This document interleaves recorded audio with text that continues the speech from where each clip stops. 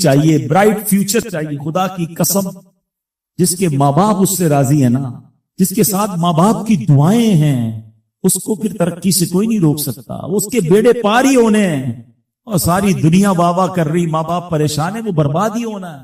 ماں باپ کو تنگ نہ کرو, بالخصوص ماں کی قدر کرو. ماں کا کوئی نیبل بدل نہیں, اور یہ دعا دے دے تو بندہ کدھر پہنچ جاتا ہے. اچھا, پھر آج کل ایک اور ٹرینڈ چلا ہے, کسی بھی طرح کا زندگی میں مقام بڑھ گیا نا, مشہور ہو گیا, اب وہ ماں باپ پر بھی روک جما رہا ہوتا ہے. پتہ نہیں میں کتنا بڑا آدمی ہو گیا ہوں, اب میں آپ کی خدمت کہاں سے کروں گا بھائی, ٹائم ہی کہاں ہے میرے پاس. ان کو کبھی یہ روک مت جمانا. ارے آج اگر کچھ بن بھی گئے ہو نا, یہ انہی کی دعائیں تھیں, اور ان کو کہہ رہے ہو بڑا آدمی ہو گیا. حضرت موسیٰ کلیم اللہ علی نبینا علیہ الصلوۃ والسلام, کتنا بڑا مرتبہ ہے. اور آپ نے ایک بار اللہ کریم کی بارگاہ میں عرض کیا, مولا مجھے جنت میں اپنا پڑوسی دیکھنا ہے. ارشاد کیا ہوا کہ اے موسیٰ, جنت میں تیرا جو پڑوسی ہے وہ ایک فلاں علاقے کا کسائی ہے. آپ حیران ہو گئے, آپ نے کہا مولا مجھے ملنا ہے. ایڈریس بتایا گیا, آپ چلے گئے وہاں پر. ایک نوجوان نے دروازہ کھولا, آپ اندر گئے. گھر میں گئے تو دو بوڑھے ماں باپ, بوڑھی شخصیات تھی. انہوں نے حضرت موسیٰ کو دیکھا, آپ کی رسالت کی گواہی دی, اور دونوں دنیا سے چلے گئے. وہ نوجوان کسی کام سے گیا, واپس آیا, اپنے دونوں والدین کو دیکھا کہ دونوں کا انتقال ہو گیا ہے. تو کہا ہو نہ ہو آپ حضرت موسیٰ علیہ الصلوۃ والسلام. حضرت موسیٰ نے کہا میں نے تو نہیں بتایا کہ میں کون ہوں, تمہیں کیسے پتا چلا؟ کہ میرے ماں باپ روزانہ دعا کرتے تھے کہ یا اللہ اس وقت تک موت نہ دینا جب تک حضرت موسیٰ کا دیدار نہ کر. آپ ہمارے گھر آئے ہیں, آپ کو انہوں نے دیکھا ہے, یہ چلے گئے دنیا سے, آپ ہی حضرت موسیٰ. حضرت موسیٰ نے فرمایا بتاؤ کچھ اور بھی دعا کرتے تھے؟ کہا ہاں, میں اپنے بوڑھے ماں باپ کیونکہ چبا نہیں سکتے تھے, روز ان کو نوالے چبا چبا کر کھلاتا تھا, اور جب بھی کھانا کھلاتا تھا نا, میری ماں دعا کرتی تھی یا اللہ میرے بیٹے کو جنت میں موسیٰ کا پڑوسی بنا دے. حضرت موسیٰ کہتے بیٹا تیری ماں کی دعا قبول ہو گئی ہے, تو ہی جنت میں میرا پڑوسی ہے. یہ ہے ماں کی دعا, اور یہ وہ دعا ہے جو بن مانگے مل رہی ہے, جو ماں کے دل سے نکل رہی ہے. آؤ میں بتاؤں کچھ بڑے آدمی, واقعی جس کو کہتے ہیں بڑا آدمی کون ہوتا ہے. امام اعظم ابو حنیفہ رضی اللہ تعالیٰ سے بڑا تو کوئی نہیں نا, کتنے بڑے وقت کے امام ہیں. مگر آپ کی والدہ ایک مسجد کے امام صاحب سے انسپائر تھی, مقرر تھے, وہ اچھے بیان کرتے تھے. آپ کو وہ کہتی کہ جاؤ امام صاحب سے مسئلہ پوچھ کے آؤ. خود مفتی اعظم ہیں, امام ہیں کروڑوں حنفیوں کے. ماں کو یہ نہیں تھا کہ ماں پتہ نہیں میں کتنا بڑا مفتی ہوں, تم مجھے مسجد کے امام کے پاس بھیج رہی ہو. آج تو یہ ڈائریکٹ جواب دے دیتے ہیں نا, مجھے پتہ نہیں میں کون ہوں, مجھ سے بحث کر رہی ہو, اتنی کتابیں پڑھی, ماں تم نے تو پڑھا ہی کچھ نہیں. ابو جان آپ کو دنیا کا کیا پتا, مجھے پتا ہے. سنو امام اعظم, یہ ایسے نہیں بنتے بڑے لوگ. ماں کو کہتے ٹھیک ہے ماں, مسجد کے امام کے پاس جاتے, اس مقرر کے پاس جاتے. وہ کہتا حضور آپ مجھ سے مسئلہ پوچھنے آئے, آپ دنیا کو مسئلے بتاتے ہیں. کہ کیا کروں, ماں نے بھیجا ہے. کیا حضور جو آپ بتا رہے ہیں مجھے آپ ہی مسئلے کا جواب بتا دیں, وہی میری طرف سے ماں کو بھی بتا دیں. ایک بار ماں نے کہا کہ میں خود جا کر پوچھوں گی, پھر بھی امام اعظم نے منع نہیں کیا. اچھا کئی میل کا سفر تھا. امام ابو یوسف کہتے ہیں ہم نے خود دیکھا کوفہ کی گلیوں میں کہ امام اعظم اس خچر یا اس سواری کے لگام تھامے ہوئے ہیں, ماں اس پر سوار ہے اور وہ بازار میں اسے لے کے جا رہے ہیں. ماں کو یہ نہیں کہا کہ ماں تم مجھے تکلیف دے رہی ہو, وہ میرا شاگردوں کا بھی شاگرد ہے, اس کو کیا پتا جو مجھے پتا ہے. اللہ اکبر. ماں جاتی ہیں, مسئلہ پوچھتی ہیں, واپس آتی ہیں. امام اعظم ماں کو کچھ نہیں کہتے. یہ ہوتا ہے ماں کی فرما برداری. آج دیکھو دنیا ان کے گن گا رہی ہے. سیدنا بایزید بستامی رضی اللہ تعالیٰ عنہ, کتنا بڑا نام ہے, اولیاء کے سردار ہیں. دیکھو ماں کی خدمت کیسی کرتے تھے. آپ کی والدہ نے سردیوں کی رات تھی, سخت سردی کی رات, آپ سے پانی مانگا. حضرت بایزید بستامی ماں کے پاس پیالہ لے کر گئے تو ماں سو گئی تھی. ماں کے سرہانے پیالہ لے کر کھڑے, رات بھر کھڑے رہے. سخت سردی میں پانی تھوڑا سا آپ کی انگلیوں پر گرا تو وہ پانی برف بن چکا تھا. ماں کی آنکھ کھلی, دیکھا بایزید بستامی بستر کے کنارے کھڑے ہیں. کہ بیٹا کیوں کھڑے ہو؟ کہ ماں آپ نے رات پانی مانگا تھا نا, اس لیے کھڑا رہا کہ نہ جانے کب آنکھ کھل جائے. اب جب پانی دینے کے لیے پیالہ الگ کیا نا تو وہ برف چمڑی سے چپک چکی تھی, تو جب وہ برف الگ ہوئی نا ہاتھ سے خون نکلنے لگا. حضرت بایزید بستامی رحمت اللہ تعالی کی ماں نے جب یہ دیکھا نا کہ بیٹا ساری رات کھڑا رہا اور اب اس کا ہاتھ بھی لہو لہان ہو گیا, حضرت بایزید بستامی کی ماں نے پتہ اس رات کیا دعا دی؟ کہتی یا اللہ میں اس سے راضی ہوں, تو بھی اس سے راضی ہو جا. دیکھو کیا مقام ملا, اولیاء کرام کے سردار بن گئے. یہ وہ دعائیں ہیں جو دل سے نکلتی ہیں. ماں باپ کی خدمت ایسی کرو. اب کہو نا کہ دل سے دعا نکلے. جب وہ دعا نکلے گی نا پھر وہ کام بننے آپ سوچ نہیں سکتے. کیا خوبصورت دین ہے ہمارا. ہم نے اپنے بچے کو دین کی طرف نہیں لگایا. اگر ہم بچے کو دین کی طرف لگا دیتے, دین اس کو ہماری خدمت کی طرف لگا دیتا. ہم بچے کو قرآن و حدیث سکھاتے, قرآن و حدیث اس کو ہماری خدمت سکھا دیتی. ہم آج یہ تکلیف اٹھا رہے ہیں, اس کی ایک وجہ یہ بھی ہے کہ بچہ ہم نے دین سے دور کر دیا. اگر آپ چاہتے ہیں کہ آپ کے بڑھاپے کا سہارا آپ کے بچے بنے, آپ کے مرنے کے بعد بھی آپ کے لیے صدقہ جاریہ بنے, تو آپ نے اپنے بچوں کو دین کی طرف لانا ہے. کچھ اولادیں وہ ہیں جن کی ماں باپ نے تربیت ایسی کی, ہم نہیں جاتے, وہ خود رابطہ کر رہے ہوتے ہیں کہ ماں کا انتقال ہو گیا, یار کچھ کنواں کھدوانا ہے, کوئی مسجد بنانی ہے, کوئی مدرسے میں میری ماں کے لیے مجھے کچھ کرنا ہے. کیوں؟ ماں نے تربیت ایسی کی, والد نے تربیت ایسی کی, انہیں ماحول ایسا دیا کہ ماں باپ کے مرتے ہی انہیں فکر ہو گئی کہ میری ماں قبر میں اکیلی ہے, میرا والد قبر میں اکیلا ہے, اس نے روز مجھے کھانا کھلایا تھا, آج میں روز اسے ثواب پہنچانے کا کوئی انتظام کروں. یہ اس بچے کے دل میں خیال کیسے آیا؟ کیونکہ اللہ نے اسے اچھا ماحول عطا کیا, ماں باپ نے اس کو اس ماحول کی طرف بڑھایا. تو میں یہاں والدین سے گزارش کروں گا کہ خدارا اپنے بچوں کی ایسی تربیت کرو کہ بڑھاپے میں بھی تمہارا ساتھ دیں اور مرنے کے بعد بھی تمہارے لیے صدقہ جاریہ کا باعث بن جائیں. آپ کے بچے آپ کے قدموں میں رہیں گے اگر آپ نے بچوں کو دیندار بنا دیا. اللہ کرے یہ فارمولا سمجھ آ جائے نا. ہم سمجھتے بچہ میری بات مانے, میری کیوں نہیں مانتا. ارے پہلے سے اللہ رسول کی بات منانے والا بنا دو, یہ تمہاری بھی ماننے والا بن جائے گا. کیونکہ جب یہ جائے گا نا دین کی طرف, اسے قرآن ماں باپ کی طرف بھیجے گا, اسے حدیث ماں باپ کی طرف بھیجے گی, اسے علماء کرام ماں باپ کی طرف بھیجیں گے. ہم اس راستے پر بھیج دیں جہاں سے یہ بچہ مجھے واپس مل جائے.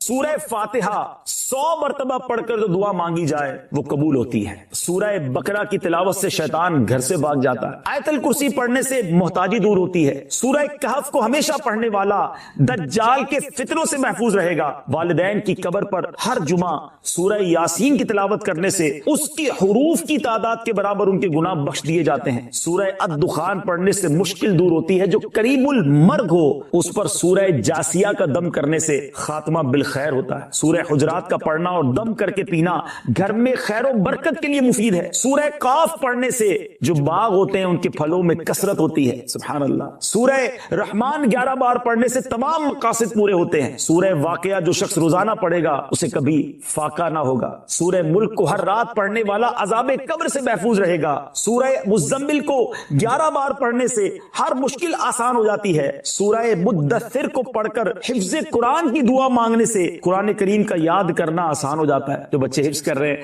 ان کے لیے زبردست وظیفہ ہے. سورہ النازعات پڑھنے سے جاں کنی کی تکلیف نہیں ہوگی. سورہ دحا پڑھنے سے بھاگا ہوا آدمی واپس آ جائے گا. سورہ علم نشرح کو جس مال پر پڑھ دیا جائے اس میں خوب برکت ہوتی ہے. سورہ تین والتین والزیتون جو ہے 3 مرتبہ پڑھنے سے اخلاق و کردار بہتر ہوتے ہیں. سورہ علق میں جوڑوں کے درد کا علاج ہے. سورہ قدر جو صبح و شام پڑھے اللہ عز و جل اس کی عزت بڑھا دے گا.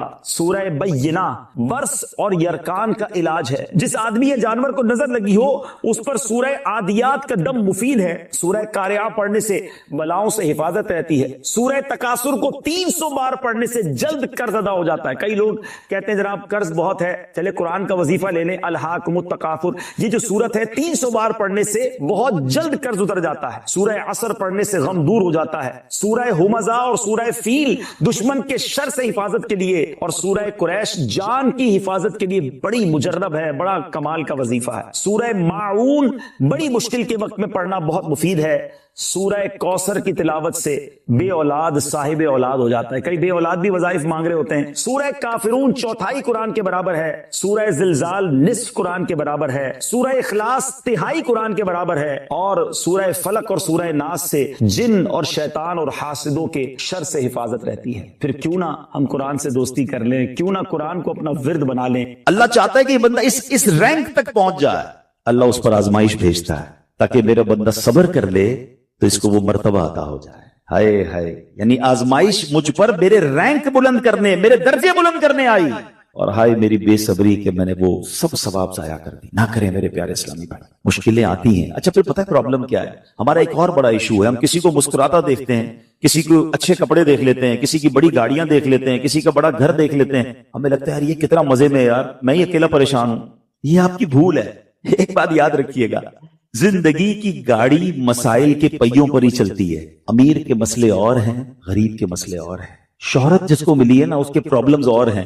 جو غیر معروف ہے اس کی پرابلم اور ہے. زمانے میں ہر کسی کو کچھ نہ کچھ ایشو ضرور ہے. یہ نہ سمجھے کہ یار یہ اتنا مسکرا رہا ہے, کیا پتہ اس مسکراہٹ کے پیچھے کتنے دکھ چھپائے بیٹھا ہے. آپ یقین کریں, بلیو کریں, ایسا نہیں ہے کہ سب لوگ 100% خوشحال ہیں. پرابلم سب کے ساتھ ہوتے ہیں.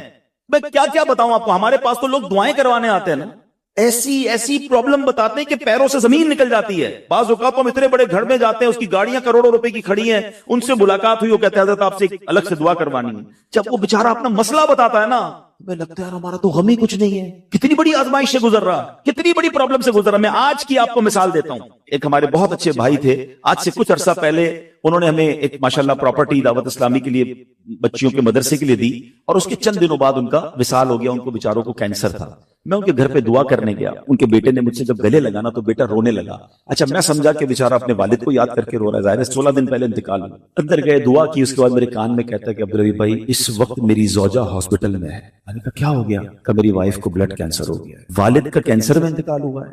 اللہ نے بڑا نوازا ان کو, جیولرز ہیں. لیکن میں یقین کریں, میں آپ کو سچ بتا رہا ہوں, میں گاڑی میں بیٹھ کے میں بھی رونے لگا, کیونکہ وہ بندہ جب مجھے چھوڑنے آیا نا پھر میرے گلے لگ کے رو رہا تھا. میں سوچنے لگا یار کتنا دکھ ہے لوگوں کو, اللہ نے کتنی بڑی ہم پر مہربانیاں کی ہیں. اگر مجھے کوئی بڑی بیماری نہیں ہے, میرے بچے میرے ساتھ ہیں, میری فیملی میرے ساتھ ہے, نہیں چاہیے یار دنیا کے سارے اللہ تللے نہ ملے اتنی ساری لگژریز, صحت سے بڑھ کے کچھ نہیں ہے, مگر ہمیں اس کی قدر ہی نہیں ہے, ہمیں اس کی کوئی اہمیت کا اندازہ ہی نہیں. پوچھو ان سے, کروڑوں روپے ہیں مگر علاج نہیں ہو پا رہا, ڈاکٹر بعض اوقات مایوس کر دیتے ہیں. کتنا تکلیف میں ہیں لوگ, اور ہم ہیں کہ چھوٹی چھوٹی باتوں پر بے صبری. صبر تو کریں, اللہ کی رضا پر راضی تو رہیں. میں نے آپ کو خاندان نبوت کا واقعہ سنایا, ارے کھانے کو کچھ نہیں ہے. کاش یہ بات ہمیں سمجھ آ جائے اور ہم ہر حال میں اللہ کا شکر ادا کرنے والے بن جائیں. اور ایک اور میں آپ کو بات بتاؤں, ہم جو دنیا والوں کو بتاتے ہیں نا ہوتا کچھ نہیں ہے اس سے, مت بتایا کرو دنیا والوں, صحیح بتاتا ہوں, مت بتایا کرو, اپنے غم مت بتایا کرو, ثواب بھی چلا جاتا ہے. اور بعض اوقات یہ دنیا والے نا ہمارا مذاق بھی اڑاتے ہیں. ہم جب کسی کو اپنا پرابلم بتاتے ہیں نا ہمارے سامنے تو بڑے اچھے بنتے ہیں کہ اچھا ٹھیک ہے میں کرتا ہوں کچھ, بعد میں جا کے دنیا میں باتیں کرتے ہیں, آیا تھا میرے پاس, اس کا یہ مسئلہ ہے, ہاں باتیں بڑی کرتا ہے, بڑی پرابلم میں ہے. کیوں بتاؤں میں دنیا والوں. نعت کا شعر ہے نا, کسی کا احسان کیوں اٹھائے, کسی کو حالات کیوں بتائے, کیوں بتاؤں میں دنیا والوں کو مجھے کیا غم ہے نا. میرے آقا سلامت رہیں, اللہ کے حبیب علیہ الصلوۃ والسلام ہیں, اور رب عز و جل کی بارگاہ ہے, میں ادھر عرض کروں نا.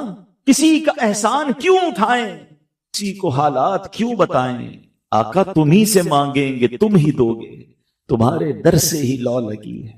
ہاں اللہ رسول کی بارگاہ میں عرض کیا, ادھر آنسو بہاؤ, نہ بتاؤ دنیا والوں. ایک اور کمال کا شعر ہے کہ دنیا والے تو درد دیتے, دنیا والے تو درد دیتے ہیں, زخمی دل کی دوا مدینہ ہے. تو جب دنیا والوں نے کوئی ہمارا بھلا کرنا بھی نہیں نا ان کے ہاتھ میں ہے, شفا دینے والی ذات میرے رب کی, برکت دینے والی ذات میرے رب کی, تو اللہ سے ہی باتیں کرو نا.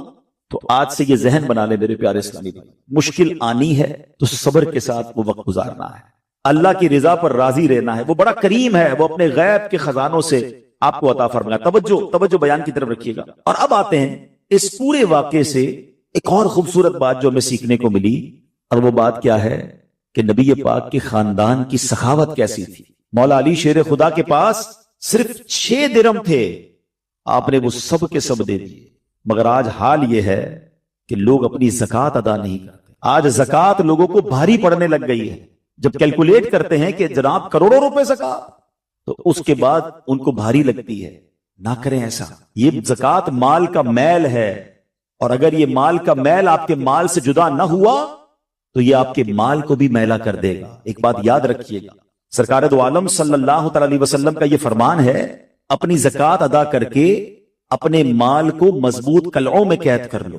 اگر میں اور آپ چاہتے ہیں نا کہ میری آپ کی پراپرٹی سیکیور رہے, ہمارے مال و اسباب سیکیور رہے, تو حدیث پاک میں تو فارمولہ موجود ہے کہ اپنے مال کو زکوٰۃ دے کر مضبوط قلعوں میں قید کر لو. لیکن یہاں زکوٰۃ دینے کے لیے تیار نہیں لوگ, لمسم نکال دیتے ہیں, کیلکولیٹ نہیں کرتے.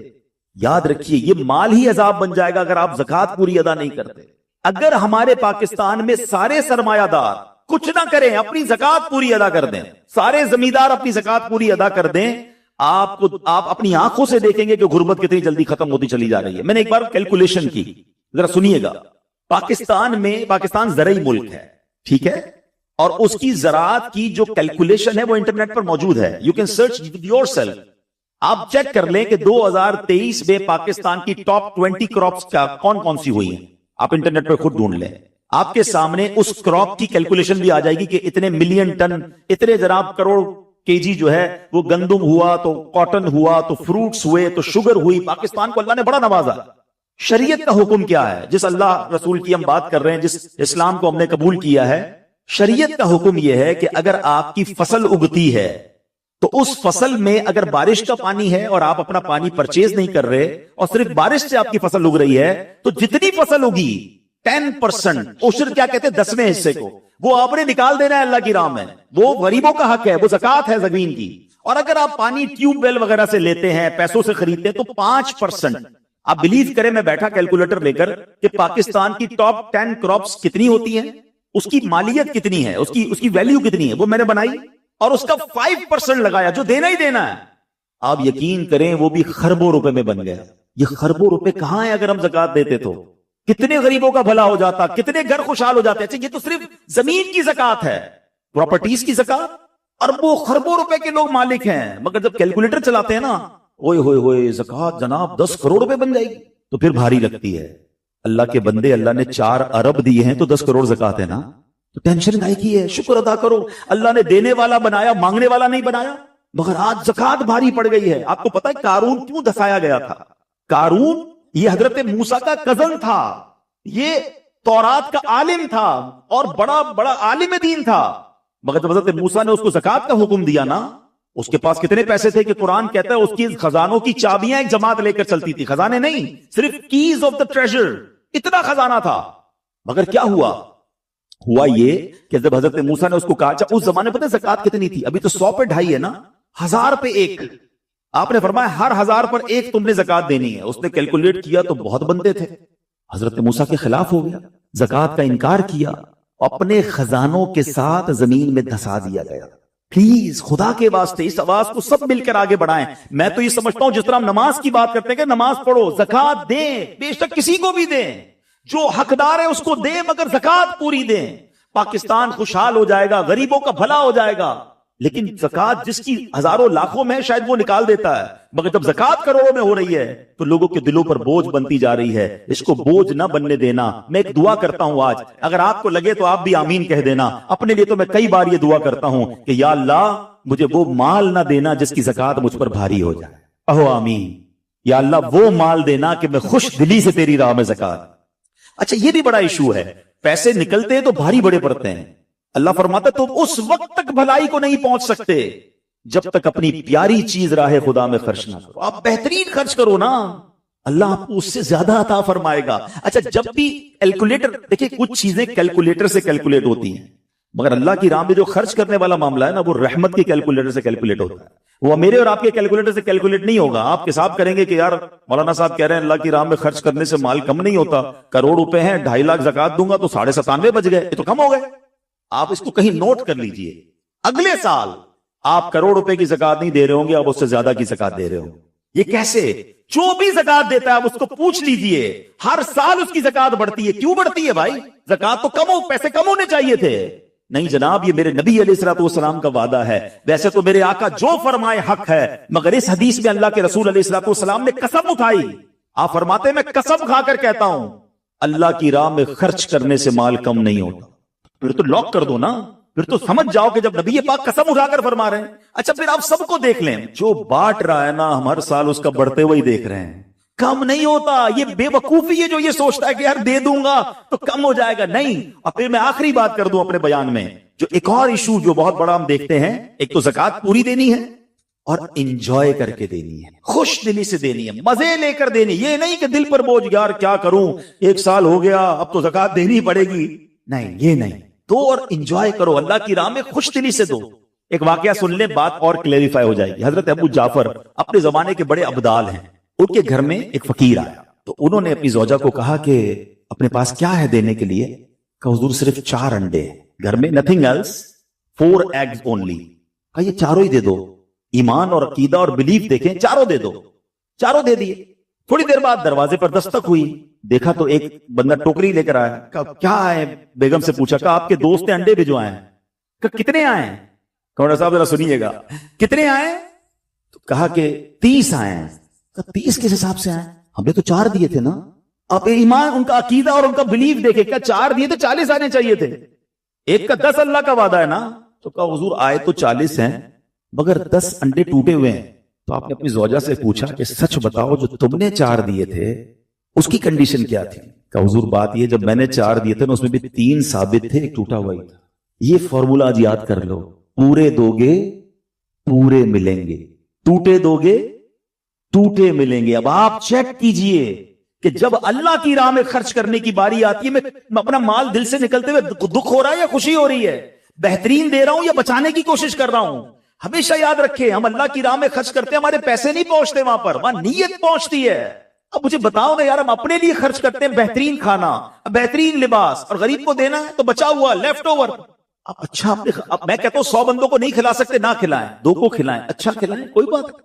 آپ کسی کے دل میں خوشی تو داخل کریں، اپنے گھر والوں کے لیے لباس خرید لیں، 2 غریب بچوں کے لیے ویسا ہی لباس خرید لیں، پھر دیکھیں آپ کو کیسی برکتیں ملتی ہیں۔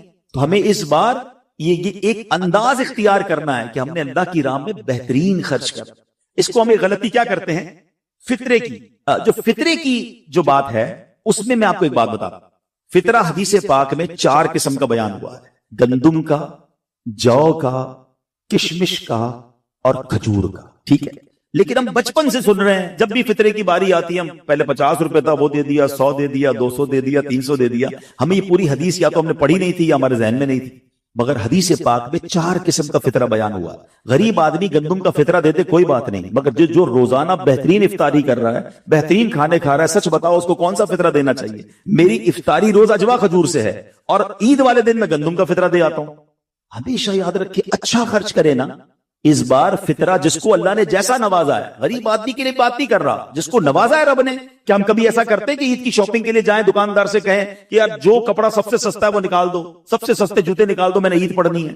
بہترین چاہیے، اپنے لیے بہترین لینا ہے، اللہ کی راہ میں لوئسٹ والا فطرہ دینا ہے۔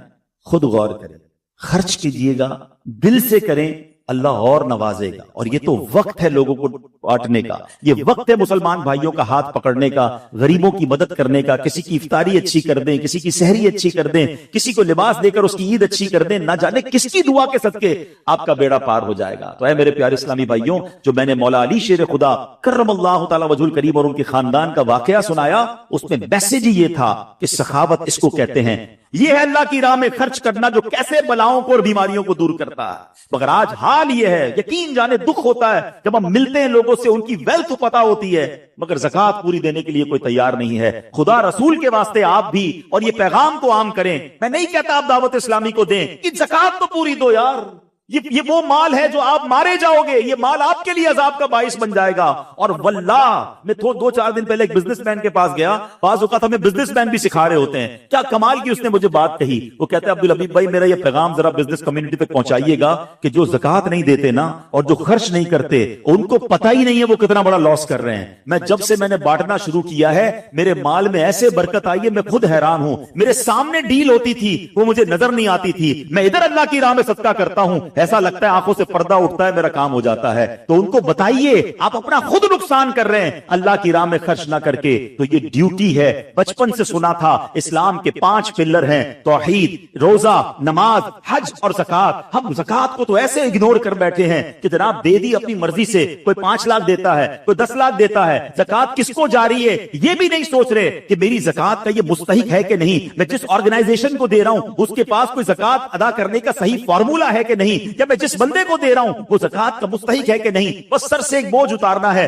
لب سم اماؤنٹ دے دینی ہے، یہ نہیں چلے گا۔ خدارا یاد رکھیے، زکوٰۃ پوری کیلکولیٹ کرنا بھی آپ کی ذمہ داری ہے اور صحیح مستحق تک پہنچانا بھی آپ کی ذمہ داری ہے۔ اور آپ بلیو کریں، جس دن آپ نے یہ کام کر لیا آپ ملٹیپلیکیشن دیکھیں گے، آپ اپنے غم اور اپنی پریشانیاں دور ہوتے ہوئے دیکھیں گے۔ میں رب کریم سے دعا کرتا ہوں اللہ ہمیں دل کھول کر اپنی راہ میں خرچ کرنے کی توفیق عطا فرمائے۔ اور پھر سب سے پہلا حق آپ کی زکوٰۃ کا وہ حق ہے آپ کے اپنے غریب رشتہ داروں کا۔ اپنے غریب رشتہ داروں کو آپ دیجئے زکوٰۃ، کیونکہ جو اپنے رشتہ داروں کو زکوٰۃ دیتا ہے، صدقہ کرتا ہے، اس کو ڈبل ثواب ملتا ہے، ایک صدقہ دینے کا، ایک صلہ رحمی کرنے کا۔ اور پھر آپ کے غریب رشتہ داروں سے بعد زکوٰۃ بچ جائے تو میری گزارش ہے کہ دعوت اسلام کتنے بڑے پیمانے پر دنیا میں کام کر رہی ہے، تو اپنی زکوٰۃ کا اپنا حصہ جو ہے اس میں ضرور عطا فرمائیں۔ اللہ کریم ہم سب کا جمع ہونا اپنی بارگاہ میں قبول فرمائے، آمین بجاہ النبی الامین صلی اللہ تعالی علیہ وسلم۔